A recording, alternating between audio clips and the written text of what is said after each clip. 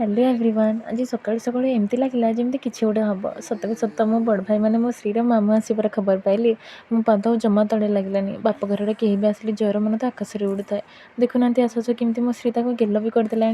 मो झी भी जानी जिनस देखी बहुत खुशी होगला सांगे सांगे कौन करी कहीकि बेसन में पिज पकई पकड़ी करदेली कौन पाइना से अध घंटा ही मात्र आसी देखुना खाइला बेल को झील केमी श्रद्धार खुआई दूचे सतरे मामू भाणीजीर संपर्क को देखिकी मत बहुत भल लगे से बहुत भल पाइबा ता मामू को शेष खाई सारी ता मामू से बाहर को गले देखुना से केते गेल हो मामू सहित सतरे मामू भाणीजीर भल पाइबा सबुठ बड़ ये तो मो श्री ही ता मामू आसी शेष मो झील भी ता पापा सहित ता मामू को अध रास्ता छाड़ा जाइला कहीं आसिक एमती सांगे सांगे पड़े जमार भी भल लगे तथापि मत बहुत खुशी लगे आज ब्लॉग टे मामू भाणजी निहाती भाव लाइक टे हेबा दरकार। Thank you to all.